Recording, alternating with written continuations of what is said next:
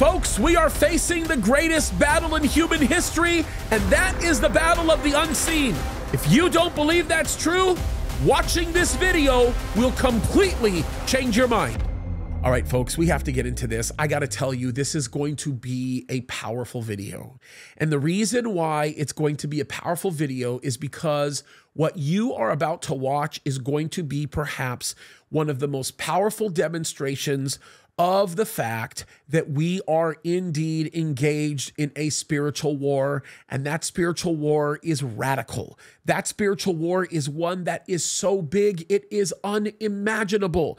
It is something that is happening in such a place of effectiveness and power that very, very few people can even begin to understand or imagine. And that's why I love the Word of God so much, because the Word of God tells us about how serious this battle is. Now, here's the thing that I want to explain, because this is really, really important. I believe that when it comes to spiritual warfare, we are without a doubt in the most heightened time of spiritual warfare in human history. I believe that. And I believe the only other two times in human history that we saw heightened levels of spiritual warfare that were more dramatic than the ones we're seeing right now is at the beginning of time when Adam chose to sin against God, and then at the time when Christ was killed on the cross, and then, of course, resurrected. Those are the only two times in human history that I believe trump the level of spiritual warfare that we're seeing here. More than even the time when Cain killed Abel, more than the time when the Tower of Babel was built, more than the times of all the other events that we see about in the Bible or the stories of human history. Right now is perhaps the most significant time. And folks, one of the greatest and most significant variables that exist within the spiritual world is the desire to exploit minds through deception. And one of the greatest conduits for that happening right now is the world of Islam. Islam is coming in and it is infecting the minds and the hearts of so many people, because Islam, as we know, is predicated upon a lie. And this is a very hard statement to make to a lot of people who understand and appreciate much of the tradition and the culture behind Islam, because some of the most wonderful people that I have met in the world are Muslims, which is why I'm talking about this, because I care about them and I love them and I want them to be in heaven with me one day, because there's hope and we have it.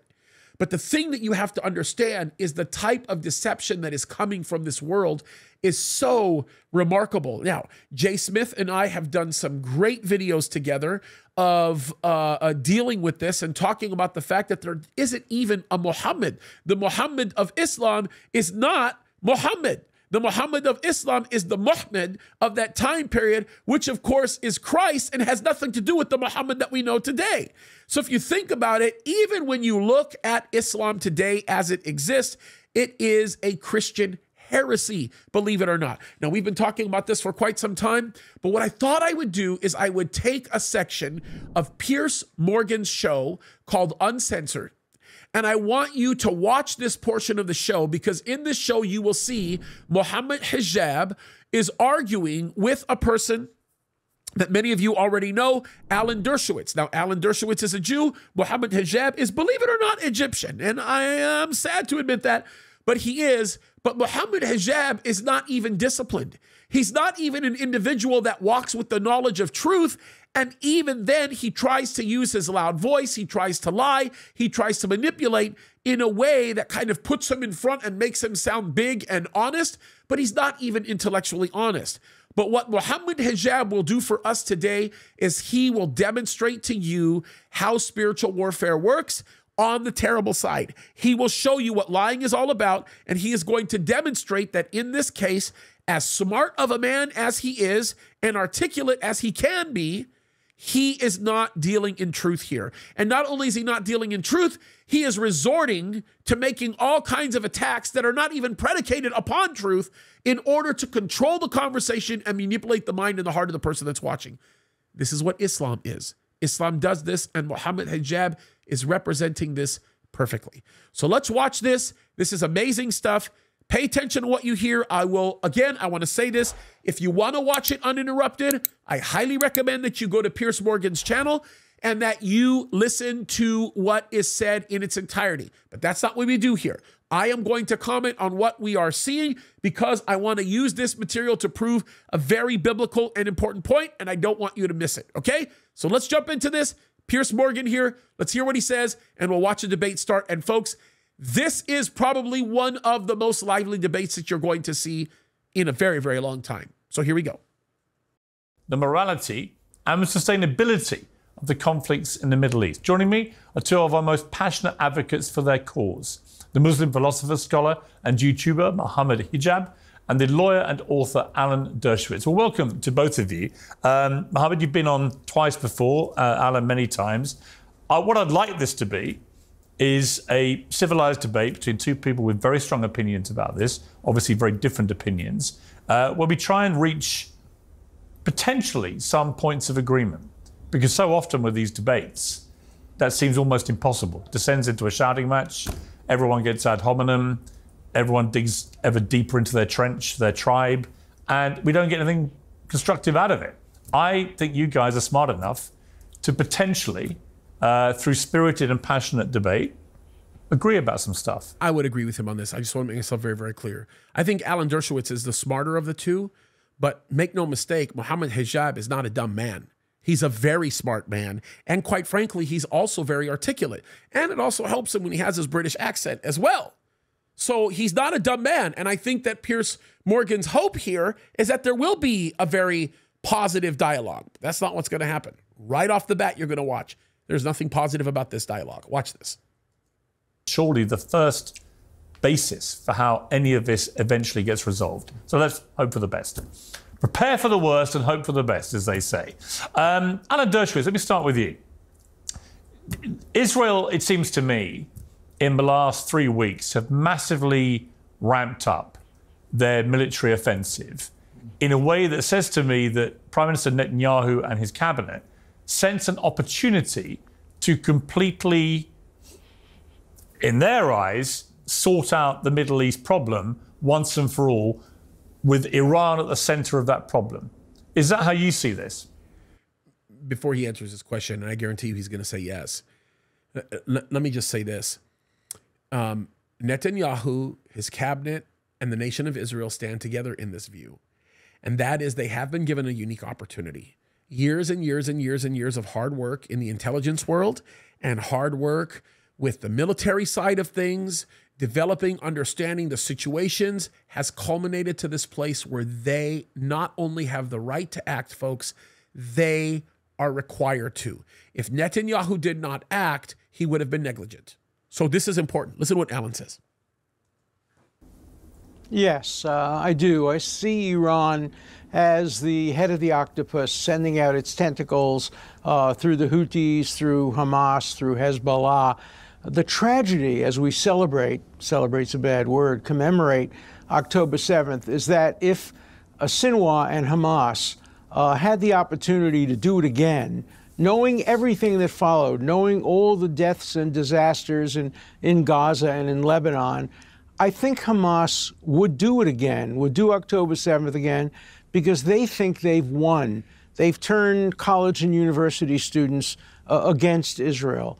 They have solidified the United Nations opposition to Israel. They've divided Americans, particularly the Republican administrations in the past, from the current Democratic. By the way, he's right. He says it. And by the way, the leaders of Hamas say it. We'll show you a video right now of them doing exactly that. على أرضنا.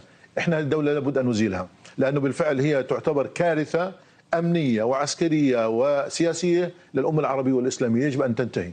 لذلك احنا لا نخجل من نقول ذلك بكل قوه. النصريه لازم نأدبها وحنأدبها مره ثانيه وثالثه، ومش هذا حتكون طوفان الاقصى اول مره، لا حتكون ثانيه وثالثه ورابعه لانه احنا لدينا اصرار ولدينا قرار ولدينا امكانيات. They're saying we'll do October 7th again and again and again and again and again. We'll do October 7th more and more and more and more times, and they praise it. They think it's wonderful. It's a good thing. So he's right. These are people that want to repeat history, and they want to do it again and again and again because their goal, as even noted in their charter, is the elimination of the Jewish state and all the Jews that live in it from the world, from the face of the earth. That's what their goal is. So he's right. Administration. So Hamas cannot be allowed to have a victory growing out of October 7th any more than ISIS should have been allowed to have a victory going out of 9/11. So I think the answer is yes, a military defeat for Iran and its surrogates, and a peace process between Israel and Saudi Arabia with steps taken toward the recognition of a two-state solution, which is the only reasonable solution that will solve the problem. But remember that October 7th... This is the one thing that I do want to explain here. This is where I don't agree with Alan Dershowitz. Alan Dershowitz says that a two-state solution will be the only way to solve the problem. Actually, the Palestinians themselves say they don't want a two-state solution. They say that what will solve the problem will be a one-state solution, and that state is the state of Palestine with the elimination of the Jews. And by the way, when you start talking about normalization with Saudi Arabia and other nations, they do not want the Palestinians to be a part of their normalization process. They say they do, but they don't, and we all know it because they know that the Palestinians will destroy anything they put their hands to because of their MO, because of the way that they operate. This is why I can say this, and I can be very reasonable and strong about how they say this. Saudi Arabia doesn't want them anywhere around them. Saudi Arabia doesn't want the Palestinians near them. The Egyptians don't. They just kicked out the Islamic Brotherhood out from their country. So this is a very, very important picture to be able to draw and to understand, because there's a bigger issue here. And that issue is Islamic fundamentalism. And that's a very, very important thing to bring up.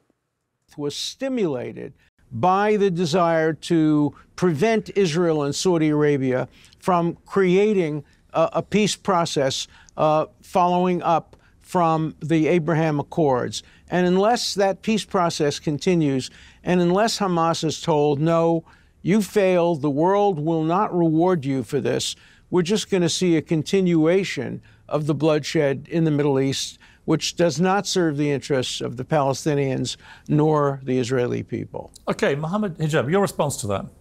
Well, first of all, I would like to say that wherever we see suffering, wherever we see death and destruction, especially of young people, assault, sexual assault, we see Dershowitz to the rescue. The former... Do you understand what he's done right off the bat? Alan Dershowitz just gave all kinds of time and energy into describing what the actual issues are. He laid it out. He talked about the people involved. He talked about what was going on. He said what the issues were. He made it all very, very clear. And yet, in the midst of all of that, what does he do? Mohammed Hijab, the first thing that he comes in, and the first thing that he does is he comes in and he lays out all kinds of insulting things. He says things that are not true. And by the way, he doesn't just say things that are untrue. He makes a generalization that is blatantly founded in untruth. He says, first of all, let me say, wherever you see suffering, wherever you see pain, wherever you see a manifestation of harm, especially towards young people, Alan Dershowitz is in the middle of it. What? Open up the news right now and pick out 500 stories involving children being exploited, and I can promise you Alan Dershowitz won't be a part of any of them. Unless he's maybe a defense attorney in one of those cases, and very rarely is he. So you understand the lie? This is what Islam does. Islam makes statements that are so extreme and so crazy and so insane and so out of control that they just sort of drive it to that place. They gaslight, and that's exactly what we're seeing here. It's ridiculous. Listen to what he says. He's going to continue doing this. Watch this. Defense attorney of Jeffrey Epstein, a man himself accused I of knew rape. we would get to that. I didn't give you permission to interrupt me. I didn't give you permission to interrupt me. I stayed quiet when you were... So he does two things. Actually, three that I want to point out. The first thing is he brings up Jeffrey Epstein, who's a character that's hated by everybody. And he's associating Jeffrey Epstein with Dershowitz because Dershowitz defended him at one point as an attorney. That's what Dershowitz does. He's a defense attorney and a darn good one. He was accused of having some associations with Epstein that were not upright. He was acquitted of all of those things. It was investigated and he was found to have nothing to do with it. Very clearly investigated.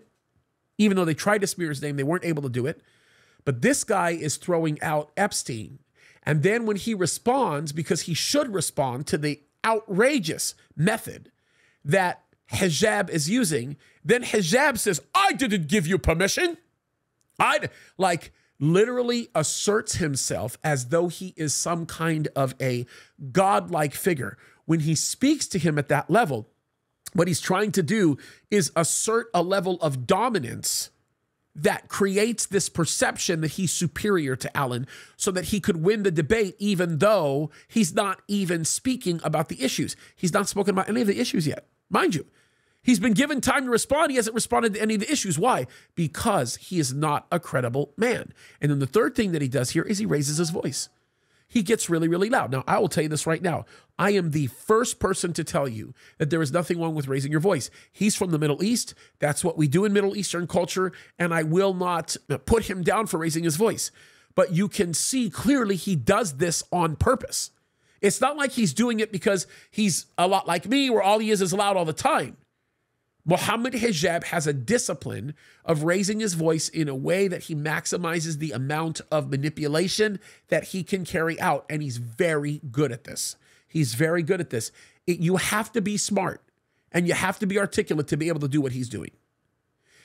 This is why I would argue that the smarter you are and the more articulate you are, the more you end up doing things like this, then the more clearly you communicate that you don't have an argument in the battle. You don't have a credible argument, and that's what he's showing. Okay, here's what I would say. I stayed quiet when hang on. Here's what I would say. To the merits. I didn't give you permission. Notice how he's saying, I said quiet when you were talking, and notice how his eyes wandered? We'll play that section again really quickly. Here's what I would say. I stayed quiet when you were talking. Here's what I would say. To the merits. I didn't give you permission. I stayed quiet when I was talking. Notice how his eyes wandered. In other words, he refused to make eye contact with Piers Morgan, and he refused to make eye contact with Dershowitz, because it's a way of stipulating a specific type of authority in the room that shows that the people he's addressing are inferior. That's what he's doing here. Muhammad, attacking a lawyer for defending people is a stupid argument. Well, right? I'm not making an argument yet. Well, but you're just using an ad hominem attack straight off the top. Has he got leverage on you? Is that no, he's a brilliant lawyer. So did you notice this? Has he got leverage on you? So now that Piers Morgan is trying to refocus it and bringing it to an actual debate, now this guy is shifting blame and saying, has he got leverage on you? Are you one of them? Are you complicit? Are you one of those guys? Notice the lack of character and integrity that exists within a person like Muhammad Hijab. Notice this. There's a reason why somebody like Jay Smith can argue in front of him at Speaker's Corner and him begging people to get away. You understand? He's not going to argue the merits because there are no merits to argue. It's that simple. This is Islam, folks. This isn't just Islam. This is Satan. This is how Satan works. I want you to see the spiritual element of all of this. This is so important to me for you to see this. I want you to see how deeply spiritual all of this is. This is a spiritual battle. This is spiritual warfare here. Watch this. Well, he's got leverage on you. He's a brilliant lawyer. Are you saying that because he's got leverage on you? I met Ghislaine Maxwell for 5 minutes at a book launch. You look very happy with her. Well, I didn't know anything about her at the time, other than she was the daughter of the man that... So he meets a man at a book launch, and now Muhammad Hijab is trying to claim that somehow, or insinuate in the way that he's representing it, that somehow Piers Morgan participated in this, like, weird crime syndicate. You guys, I want you to see how bad this is. Yeah. By the way, Hijab does this all the time. He does this all the time. As a matter of fact, you're going to see something interesting. You're going to see him begin to accuse Dershowitz of being a pervert. And yet I can show you a video where Muhammad Hijab appears on Piers Morgan's show. I believe it was Piers Morgan's show prior, where he argues with a Jewish rabbi and starts making all kinds of sexual jokes at the Jewish rabbi, puts him down sexually. So you want to talk about perversion? This guy's got it. It's built into him. He is, in essence, everything that he's accusing everybody else of being. about the biggest sexual scandal in the last 100 years. Who I never met Jeffrey Epstein or ever knew him. Alan Dershowitz was wrongly accused of various things in relation to Jeffrey Epstein. How do you know it's wrongly? Because they've all been... Why are you defending him? They all turned out to be nonsense. He won a court case about it. Why are you not looking at me when I'm speaking to you? Well, Notice this. He says, why aren't you looking at me while I'm speaking to you? Do you notice that he's saying, why aren't you looking at me while I'm speaking to you? This is something that he's doing on purpose. This whole time, he will not look at Piers Morgan. The whole time. And he will not look at Alan Dershowitz. Yet at the same time, when Piers Morgan looks at the camera instead of him, he's like, why aren't you looking at me? He's trying to insinuate the fact that Piers Morgan is trying to deflect by looking somewhere else because he's a guilty soul. That's how good the devil is at deception. And that's what this guy is doing very, very, very well. He's articulate. He's smart. Do not allow those things to deceive you into thinking he's actually credible. He's not. But there are three of us involved in this. Yeah, you're speaking to me, so okay, let me make things clear. Yeah. I never met Jeffrey Epstein. Yeah. I met Ghislaine Maxwell for 5 minutes. Yeah, you look very happy in that picture. Okay, if you want to use that as an ad hominem attack why on me, why are you defending him? Hang on. A picture taken in 2013. He spoke for 3 minutes, I spoke for 20 seconds. I'm defending him because your first attack on him is to attack him as a lawyer because he defends bad people. That's fine. Here's a little secret for you, Mohammed. All lawyers do that. No, but hold on, we're not talking about bad people. We're talking about, excuse me, you've had enough speaking. I'm talking... You've had enough speaking. I'm the one who's going to tell you you've had enough. That's the mentality. This is Islam, people. He's representing Islam here. I want everybody to recognize this. You will see this. You know the funny thing about his situation as a man who claims to be a very strict Muslim man? He doesn't even follow the heart of many of the things that exist within the fundamentalist outrigging of some of this stuff. It's amazing. It's amazing. The scary part about Muhammad Hijab is he's more of a fundamentalist than a lot of people want to admit. And that's the part that's really scary about what he does, because he's all completely tied up in deception. And that's what all of this stuff is. This stuff is completely tied up in deception. And by the way, should you be surprised? Nobody should be surprised. This should not trick anybody, because the Quran makes it clear that the thing that you do is deceive. I've quoted these passages many, many times before. This is what it's all about. And this is something that oftentimes is lost amongst people because very few people even want to talk about it. It's for some reason, it's taboo. Maybe it's because of the fear that people have concerning Islam. I mean, there's so many areas about this that are very, very difficult to be able to understand. But the one thing that I can tell you, and the one thing that I can say, is that the truth is the truth. And yes, I understand the perception that people are scared of the truth. But my goodness, the level of lying that has to go on to protect it is just unbelievable. Look what the Quran says. I'll read it to you. Allah deceived, or they deceived, so Allah deceived because Allah is the chief of deceivers. This guy is living fundamentally what the Quran tells him to do. He's walking in deception. A person who, after the fact, said that he was proud to defend him after the allegations come out. You still want to... Do you condemn Dershowitz? For what? For defending Epstein. I have defended... And being proud of defending Epstein. It's not for me to defend him. I have defended some of the best people in the world. Okay, Alan, I want to stop this for a second. I just want to say this on behalf of Alan Dershowitz. I disagree with so much of what Alan Dershowitz has said and done. I have appreciated much of what he's done as of late, especially with respect to the Trump campaign and speaking up for Israel and religious freedom. But the one thing that I do want to say about Alan Dershowitz is he oftentimes talks about the fact that he is proud that he is defended amongst some of the worst people in the world. And I believe the reason why he's proud is for the reason that he says he's proud. He says he's proud of doing it because he contributes to the fundamental attributes guaranteed to us within the Constitution to maintain and keep a free society and to keep America the constitutional republic that it is. By him defending these people, he opens up the door to making sure that the criminal justice system cannot be used by government to shut down very important voices like Christians. Muhammad Hijab doesn't care about any of that. He doesn't. By the way, it is interesting that the fake Muhammad that he worships was actually a child exploiter himself. Isn't that funny? 6 years old. Child exploiter. Yeah. Alan, you defend yourself. No, why should he defend himself? I haven't even spoken himself. for 20 seconds. Alan can defend himself. Well, let me speak for more than 20 seconds. I haven't even made my point yet.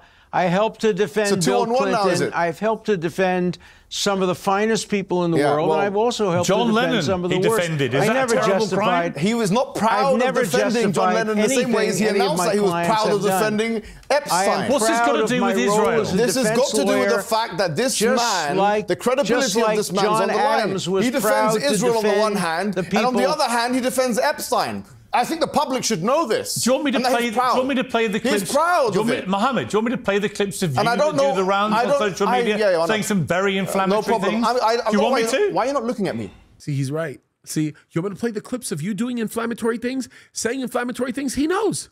He knows. Do you want me to play the clips of you being sexual? You want me to play the clips of you being the person that you are right now in this context? And then what does he do? He can't respond. He can't say yes. He can't say, go ahead and try. You won't find anything. He says, why aren't you looking at me? Why aren't you looking at me? That's how deception works, folks. We're only going to go through this a little bit longer, but I really want you to see the gist of how serious spiritual warfare is in the world in which we live today. I mean, this kind of stuff is remarkable. It's remarkable. And the enemy is so good at deploying these tactics. Watch this. Because I'm looking at the three of us. I'm right here. You can turn to me, then the viewers see me and you looking at me. Look at me man to man. Fine. Look at me man to man. Look at my eyes. Yes, it's called an aesthetic thing for videos. Okay, now, the first thing I wanted to say was that this man's credibility is something which is shocking, that is we're even entertaining. What do you base it on? On the fact that he actually defended Epstein, and after the fact, he said he was proud of it. He was in Epstein's vicinity. He was in Epstein's vicinity. He had a massage in his vicinity. This is the kind of person that we're having on the show defending Israel. That's the first thing I want to say. The second thing is... That's the first thing you wanted to say. He took most of the time doing it. I could just tell you this right now. It's not even a vital argument. The issue, again, goes back to this. And this is what Islam will seek to do. And this is what... Forget Islam for a second. This is what Satan will seek to do. This is how spiritual warfare works. He is going to try to take away from the credibility of the person who's speaking, although the person who's speaking might be telling the truth. If God can use a donkey to tell the truth, he can use anybody to tell the truth. You need to look at the merits of the statement that's being made as opposed to the opportunity that the devil is taking to impeach the person delivering the message. The devil does this all the time. Let's take away the credibility from the person preaching the message so that the message is ignored. But the message, if it's truthful, is what needs to be listened to. And Muhammad Hijab is not doing that. Wait until you get to the point where he starts making the arguments for some of the merits that he says. In the first interaction where me and you were talking about October the 7th, we spent about 3 or 4 minutes actually talking about sexual assault allegations, if you remember that. And actually here, what we have is Israeli soldiers like Mir from Unit 100, and that's on The Guardian, it's on Sky News, it's on all these kinds of platforms, coming out, and there's videographic evidence of him raping another man. I haven't heard condemnation from you, and I don't expect to hear it from him who defended Epstein. Well, this shows you the bias in the coverage for a year, where we know the ICJ have said that there's a plausible genocide. You haven't been watching my show. Again, the issue is he's identifying an outlier. He's identifying reprehensible actions by 1 or 2 members of the IDF, and then he's creating a doctrine around the reprehensible behavior of them, completely ignoring the fact that thousands of babies are dead as a result of what Hamas is doing to its own people. The genocide that's taking place is happening, and it is something that is absolutely terrible. But the people that are the victims of the genocide are Israel. And the kids that are dying in Gaza are dying because Hamas makes them the target. They use them as the human shield. He's never going to mention any of that stuff. I think I have. No, you haven't. Have you spoken about me? You're talking complete Okay, tell me why. Right? Tell me why. Because, A, I did condemn what you've just talked about in a previous debate. Good. Right? Dershowitz, do you condemn it? Yes, of course. I condemn any rape of anybody in any assault on anybody who's in captivity. And you also condemn the right of rape protest that took place in Israel. And do you acknowledge that there's a If problem any in Israel rapes with took this? place, they will be investigated. They will be fully investigated. They will be court-martialed. Do you acknowledge that there's a problem and in if Israeli anybody society? is convicted of that, they deserve their Do you punishment. I acknowledge don't that there's a defend problem in What about the Israeli problem with Hamas Sure. raping women? I have no compunction. On October the 7th. I have no compunction condemning Hamas for anything that they've done. You've said that. You've asked me before, and I've told you before. I have no moral scruple. He's lying to you. The majority of the Muslim world encourages that behavior. The majority of the Muslim world rejoices with that behavior. Easily 70% of the Muslim world identifies as fundamentalist and rejoice in what happened to the Jews on that day. He's lying. He's not telling the truth. Anything that Hamas has done, we have condemned in the first instance. But we're not seeing the same level of coverage with Hamas as we are seeing with these people that are shoving rods off people's ass and raping people on videographic evidence. And you have 3,000 people, you talk about the hostages, you've got 3,000 people in essentially captivity, according to Human Rights Watch and B'Tselem, who are prisoners of war of Israel. And we're spending a fraction of the time speaking about them as compared to speaking about the hostages. So he's lying, by the way. That's completely not true. As a matter of fact, an overwhelming majority of the time they are speaking about the Palestinians. An overwhelming majority of the time they are speaking about what's going on in Gaza. An overwhelming majority of the time they're speaking about the Palestinians that are in the West Bank, as they would call it. I refuse to call it the West Bank. I call it Judea and Samaria. An overwhelming majority of the time they are talking about the so-called victims that are in Lebanon because of the actions of Hezbollah. An overwhelming majority of the time they are condemning Israel. Let me give you a great example of this. United Nations, as they come together since the existence of their pathetic and miserable organization. They are the largest terrorist organization in the world. They have 193 member nations, and 2/3 of every resolution that has ever been made. 2/3 of every resolution ever made. Almost 70% of every resolution ever made has been made against Israel. 2/3. It's ridiculous. It's baloney. Mohammed Hijab, you're a liar. And he knows he's a liar. This shows you the inherent Well, bias. there's no comparison. There's no comparison between innocent hostages who Why? did nothing wrong and people who are being charged with criminal offenses. They're If not charged with innocent, criminal they'll be offences. found That's why you're meant to innocent. know better. You're And meant to know better But they than are that. charged They're with not charged security with criminal offenses. offences. But you They're can't, not charged with criminal offenses. compare. They are you can't arrested compare without charge. He's lying. That's just not true. Israel doesn't do that. He's lying. He's not telling the truth. As a matter of fact, a majority of the people that are arrested in Gaza, not a majority, everybody who's been arrested in Gaza has been arrested by Palestinian people. Israel has not been in Gaza. They left Gaza. Okay? They just have recently come back because of October 7th. That's the truth. Israel wasn't throwing atoms off the roof. Israel was not doing what they were doing to these kids. Sorry, you're a liar. You can't They are compare a arrested without 3-year-old charge. They're not baby. charged with criminal Don't offences. shout You over can't each other. We can't hear the answer. He's Can't lying to the compare a public. 3-year-old Allow him to baby respond. Go ahead. to somebody who's a member of Hamas. I do want to point this out. Something I love about Alan Dershowitz. Alan Dershowitz isn't raising his voice not once. I think he's not raising his voice because he has control and command over the facts. And I think he's saying what he's saying clearly and articulately, knowing full well that Mohammed Hijab has no control. And Mohammed Hijab wants to gain control by causing Alan Dershowitz to lose his control so that the conversation can get away from the facts and be placed upon the issue that Mohammed wants to control. That's what's happening. That's spiritual warfare. That's how the devil works. Pay attention. Say that Sorry, again. Adam, we couldn't hear because he was shouting. I was shouting. Say it Alan, again. he says the 3,000... I'm saying you can't compare Alan, a he says the 3-year-old 3,000... baby. Alan, just to be clear, he said the 3,000 people he's talking about were all arrested without charge, and therefore they've not been charged with crimes. Your response to that? Well, if they were, they should be released. Nobody should be arrested Good without boy. charge. If you're Good held for a boy. security reason, Notice the disrespect. Good boy. Good boy. If Alan Dershowitz speaks about an issue that would appear to be agreeable with hijab, hijab is basically mocking him and putting him down so that if there looks like there's some level of consensus, he will not acknowledge it because by having a level of consensus, it shows reasonableness on Alan Dershowitz's part, thus giving him more credibility when he speaks the truth. The devil loves to do this. And folks, he does it with us all the time. I'm going to get into that tactic in just a second. He's very good at this, folks. He's very, very good at this. I will say what I want. It's uncensored. Good boy. Let me finish, please. Let me make my point. Try and have a proper debate. Can I make my point, I'll please? say what I like. Can I make my point? Let me make my point. Great Britain confined tens of thousands of people without charges during the Second World War. Two wrongs the don't United make a States right. did the same. Two wrongs don't make a right. Should we talk about what Hitler done? Let's talk about what Hitler done. Let me make my point. I'm opposed to that. I wrote an article against administrative detention. But you can't compare that, no matter how bad it is. Good boy. Good boy. See how denigrating he is? It's because he's losing the argument. He lost the argument before the argument started.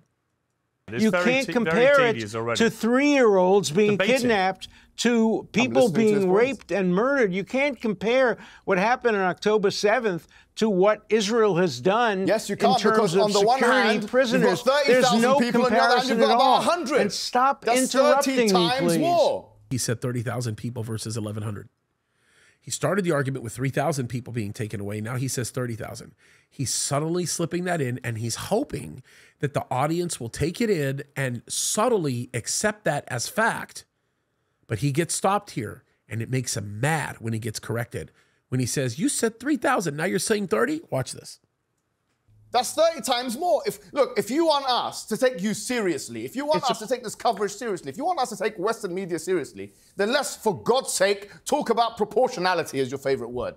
We're talking about 30,000 people detained in prisons on the one hand, and 100 people who are hostages. Notice how he minimizes the actual hostages that are opposite of his side. He says 100 hostages. He's not talking about there was 3 times that amount, more than 3 times that amount, not to mention 15 times that amount that are dead.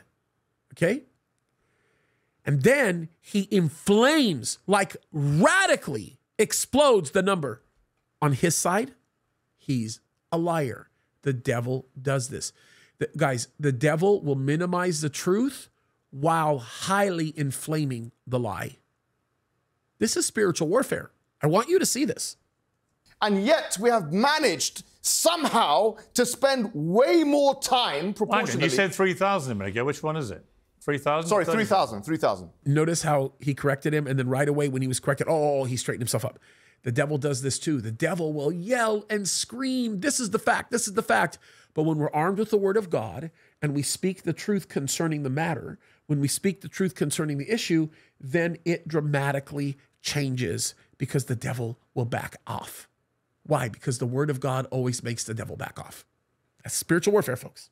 But not 30,000. Not 30. Okay, 3,000. Get your numbers right if you're going to make that kind Okay, I misspoke. Exaggerated 10 times. Not a problem. He spoke about Iran. Let me ask you a question I'll tell you what, let me ask the question. Sure, go ahead. And you guys try and debate it. Go ahead. At the moment, Alan Dershowitz is being very civilised in the way he's debating. I'm sure you're going to say that. You're just making he might have leverage on attacks and shouting all the time. He's your friend. No one can understand it when you shout. Have you met him before? I know Alan well. Oh, you know him well. I respect him very much. Oh, yes, you do. He's one of America's top lawyers. His top lawyers? Yeah, he is. And you're an unbiased person here. How he just mocks him and denigrates him. The devil does this all day. The devil does this all day. This is what he does. I'm going to show you one more tactic of the enemy, and I'm going to fast forward through this because this is important, right? I want you guys to see this. I want you to see what Dershowitz says when it comes to proportionality with Iran. And as a matter of fact, let me do this because it will better illustrate the point. I want to fast forward to the point in this video where Mohammed Hijab chooses to define what a military base is. Okay? Watch this. It's amazing how well he lies, but the devil does this all the time. Watch this. When you say that, okay, that was a response. When Iran then, on the 14th of April, responded with missiles, once again, how many casualties were there? How many casualties were there? 0. Just like there were 0 casualties when they responded recently in October. Not one person died except for one Palestinian, ironically enough, that was apparently killed in the October one. I want to make this thing very clear. When Iran responded with the missiles that they responded, it was the largest full-scale attack of missiles ever created by unilaterally upon another country. And the reason why nobody was injured as a result of all of those missiles in April was because of the radical system that Israel developed to protect itself. That's the only reason why. Otherwise, it would have been obliterated. Jerusalem would have been destroyed. Tel Aviv would have been destroyed. It all would have been destroyed. But in the April one, no one died. It was precise strikes at military bases. Number two, you speak about this being a base. As I say now, if you look at Collins' dictionary right now, there's two aspects of what is a military base, vernacularly speaking. Number one is that there has to be weapons in that place, and number two, that there has to be training of soldiers. This is usually understood as what is a military base. That's just made up. Those are made up stories. There's no truth to that at all. What's made up? Which part of it is made up? There's no truth to that. Let him respond. I haven't finished my point. I haven't finished my point yet. The fact that you need weapons. No, let me finish. Let me finish what I'm saying. Let me finish what I'm saying. That's just made up. You don't need weapons to have a military base. He doesn't want to let the truth go by. He wants to yell the lie loud enough, long enough, so that the people will believe it. Hitler did that. The devil is really good at this. The devil will kick and scream and get loud about what is not true so that people will believe it is truth. Watch what hijab does. I just want you to know, by the way, there's plenty of military bases all over the world that have no weapons or explosives in them. Plenty of military bases all over the world that don't have any guns in them. Okay? Just note that. They're intelligence bases. Lots of other things like that. But they're military. It could be a command center where they're planning attacks. Let me finish. That's just made up. Let me finish. The more you say, the happier I am. Okay. What I'm saying to you is that if you look at almost every Western government embassy in the West and outside of the West, they have military attaches. You can fact check this. You can go online. You will see in the US embassy, in the French embassy, in the British embassy, military guards, people there that have their own weapons and guns. So according to you, that would be a military base. See, are they then legitimate targets? What happened in this case was they used an annex of a building Can we then contravene the Vienna agreements? Can we then conventions? Can we you then? don't know what you're talking about. You have no knowledge of international law or diplomacy law, the law of war. You haven't got one peer-reviewed. You have no knowledge of international law, diplomacy law. He's right. Alan Dershowitz is right. Let me just give you a little bit of context of what's being talked about. He is defending the missile attack of Iran on Israel by simply saying that Israel attacked one of Iran's embassies in Syria. Now, there's no truth to that, okay? The building that was destroyed was an auxiliary building that had nothing to do with the embassy itself. It was a place where the IRGC was planning the execution and the attack on Jews. It's not even a debated issue. And the people that died in there are IRGC commanders. I just want everybody to understand that, amongst some Hezbollah commanders as well, okay? Very important that you note that. You don't have one peer-reviewed work on international law. And Jimmy Carter, the former US president, said, you have no knowledge of Palestine. Don't speak to me about Palestine and these issues. Jimmy Carter, a former president of the United States. Wait, Jimmy Carter says you have no knowledge of Palestine, thus you should believe that? Jimmy Carter, of all people, the one that got us in trouble with Iran in the first place? Jimmy Carter, people? Really? Come on, you can do better than that, Muhammad Hijab. You don't have a single peer-reviewed work on international law, even though his whole life he has been moving in between all different types of those laws, including international? Come on, man. Come on, Muhammad Hijab. He was defending people internationally before you were born. As you acknowledge, you've written it in your book. He says that you have no knowledge of the Palestine issue. Jimmy Carter said that. Don't speak to me like that. Well, you want to hear something? Yeah, it the only was thing in you my have book. knowledge about is where the doors and the rooms and the masseuses are. It was in the back cover. It was the back cover of my book. That's what you have knowledge of. I've written 13 books. Did you touch Virginia? Did you touch her? On Israel. Did you touch Virginia? Some of which Did you touch her? Did you touch that woman? Did you touch that woman? Did you touch that woman? See, that's what the devil does. That's what the devil does. I have a closing thought on this in a minute. Did you touch that woman? Never heard of her. Never met her. Never met her. Don't lie. Never. Don't lie to me. Did you touch that woman or not? I'm telling you, I never met her, and she acknowledged Did you touch that woman? Under oath Did you that sexually she may assault her? have You have no knowledge of his his case, do you? else. You wouldn't be asking me more questions. You're repeating Why are you defending me? because he won a case. It was proven to be lies. I'm asking him a question. Why are you doing this? I'm asking him a question. This is not about Israel. This is You're trying to be a clever dick, but all you're doing is inviting a lawsuit from London, which you will get. I'm ready for it. You are? Yeah. Really? I've got 4 defamation cases, all of which your friend Douglas Murray, I'm taking him to court. Well, good luck with taking on Alan on this, is all I would say. I'm ready to for you. him. Oh, you love him, don't you? No, he's just one case. I just wonder what he has. Defending himself. I just wonder what leverage he has. Does he have any leverage on you? God, this is pathetic, man. I don't know why you keep defending He's him. now accusing me like of this before we supporting come on the show. Why are you doing it now? He's a Morgan, monster. right? This man is a monster. Well, why debate then? Because I don't mind debating monsters, just like you don't mind debating monsters. We have that in common. Do you want to finish the debate about the bigger picture or not? I'm speaking about it. You guys are the ones rattled. I'm not rattled. No one's rattled. We just think it's pathetic. You're both rattled. We think it's pathetic because you don't understand what you're talking about. Really, that's just an assertion, really, isn't it? No, you're just trying to get your clicks on X, and that's fine. Oh, is that what you do? you'll- Is there anything wrong with that? No, you know what? Try and debate the issue. You always brag about it, my Try friend. and debate you the brag about issue. it myself. We've got 1 million views, 2 million views. Okay, we'll stop at this point because I think it's an important point to stop, and that's this.